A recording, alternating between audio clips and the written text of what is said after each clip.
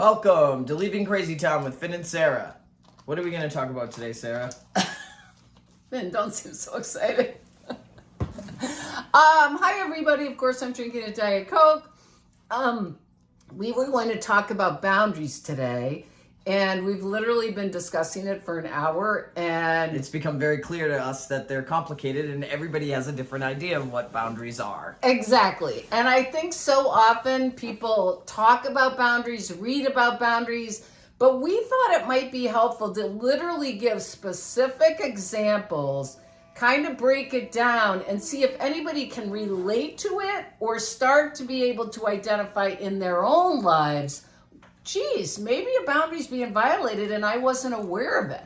Or maybe I'm violating someone's boundary and I'm not aware of it. So we were going to kind of have... We're going to give an example each of a boundary that was violated, that we felt was violated against us, how we discovered it was a boundary, and Yes. then how we dealt with it after. So, Sarah, why don't you Yes. take it away with yours? Okay, this is a good example. All right.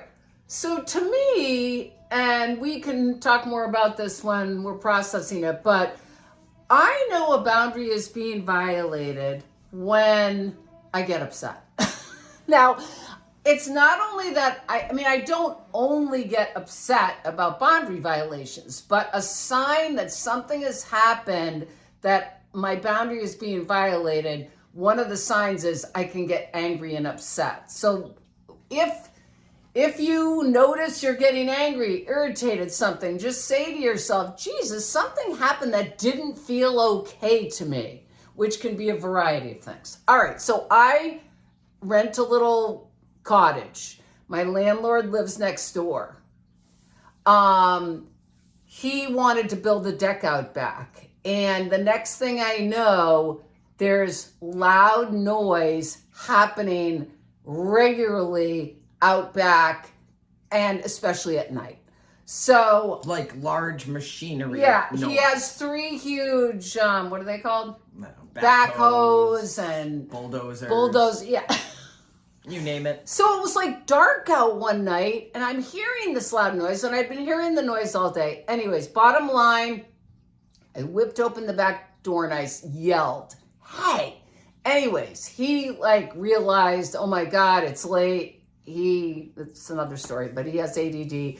So I got really upset. He texted me, wanted to discuss it. And one of the things I do when I get really upset so I don't take it out on someone is I try to process what got activated for me. And we've talked about these on the videos a lot. If it's an extreme emotion, what old issue got activated? If I'm upset, and obviously I'm upset about the noise, fine, I can discuss it with him, but I was having an activation. Okay, that's part one. Part two, took a couple of days. I happened to be going away. Took a couple of days to process the old activation, which was really just stuff from growing up in my house where I didn't feel safe. There was a lot of screaming and yelling going on in my house, a lot of things that I wasn't prepared for, surprises. And so that noise really activated a lot of old fears. So that's my part. The way I resolved it is we texted each other. We made a time to talk. I had calmed down by then. We had a really nice discussion. We worked out hours he could work out back. You know, when I'm home, when I'm not home, I would send him different scheduling things. So we really had a nice conversation and worked it out. So I feel really positive about that. One thing for you guys to know about is, and I'm embarrassed to say this behavior with the bulldozers had been going on a really long time. He just started to build this thing behind my house, but the noise, the nighttime stuff, I let it go on way too long. And that was another reason why I got super upset. When we don't say something, when a boundary's being violated, what happens is our resentments build to a point where we just lose it. And All right. be warned, just because you set the boundary and you have the discussion with the other person, Yes. doesn't mean they're going to adhere to it. Yes. So sometimes boundaries need to be repeated And then if Perfect. they don't follow, you change your behavior. For instance, move, or Yes. you have to decide how you want to handle it. Absolutely. But I remember when I first started setting boundaries, I was so confused as to why I wasn't setting boundaries well. And I would look over them, and they were very clear and concise, and that person just wasn't sticking to it. And it occurred to me that not everybody adheres to your boundaries when you set them. So that's really important to remember. Finn, that is such a brilliant point, because that reminds me of lots of clients I had where we would be discussing boundaries and they'd say the same issue would happen. And they'd say, but Sarah, I told my husband not to do that. And I'm like, so what happened when he didn't do it? And then they just shut down. It's like, well, I spoke up once. It didn't happen. So now it's over. No, now it's another opportunity. So that happens a lot. What Finn just said, which is, you speak up about something, it doesn't change. This is the thing, you guys, and our mission on this channel is we are responsible. So I had literally decided, if this behavior didn't change and if my landlord needed to keep doing that, I would have to move and I would have to accept that, even though I love this little place. But the bottom line is if I want things to be a certain way, but my landlord can't do that, then I need to make choices. Just like in a romantic relationship, if someone has, I always say the problem with finding out the answers to some of your partner's questions that you ask is you might get an answer that you don't like. So yes, very I'm important. still concerned and questioning why you were pointing at me when you were talking about romantic relationships, but whatever. Anyway, so my boundary actually hasn't been resolved yet. I've dealt with it in the past, my boundary violation recently. Yes. And I have decided how I'm going to deal with it. I just haven't had an opportunity to yet. So I do not like to be touched physically by people that I don't know. Right. And when I mean don't know, I mean know, and like there's a certain level of comfort I have to have with people. If Sarah touches me, hugs me, fine. People I have a relationship with. But I go to meetings and places where there's a lot of people who assume a closeness because they listen to me share, or they just think everybody here knows each other. I don't feel that way. Right. And I've often had experiences where people will come up and try to hug me or touch me, and I don't do anything about it because well, let me just tell this example. This woman came up to me the other day. She had heard I had done something nice for someone, and she was very nice. She was trying to tell me how thoughtful and kind it was, but she was just rubbing my arm like this. I'm already getting like, oh. Anyway, my response was going to be bleep off, don't bleep and touch me, blah, blah, blah. And I knew it's my stuff. Yes, key. It's a boundary violation for me. But I knew that it was activating some of my personal boundaries where being molested as a child and not speaking up and never saying no, now I try to advocate for myself. And in that situation, I was so activated, I wanted to tell her off, and I knew that's not going to be nice. So Yes. I just stopped.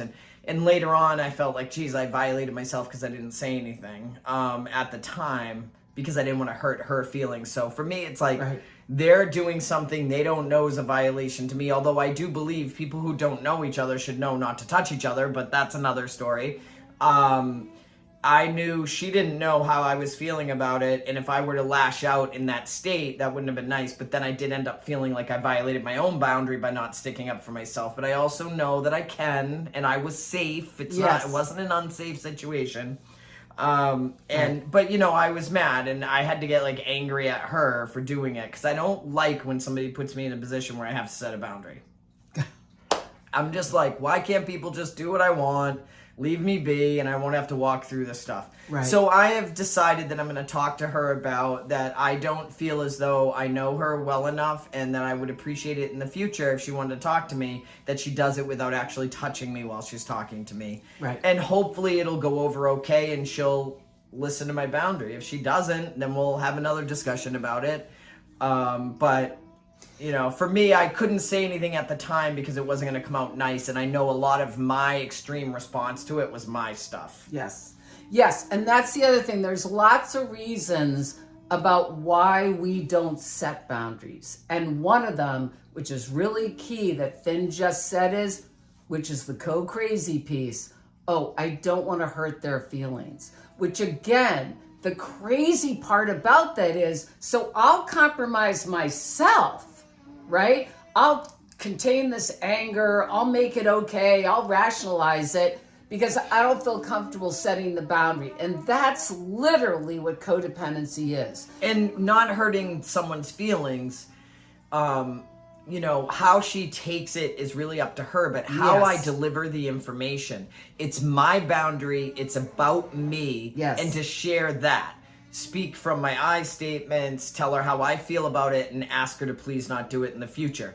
If that hurts her, then she's taking on stuff that I'm not putting on her. If I don't say anything and then explode and attack her as a person, then I should feel responsible for hurting her because I didn't take care of business when I should have. That's right.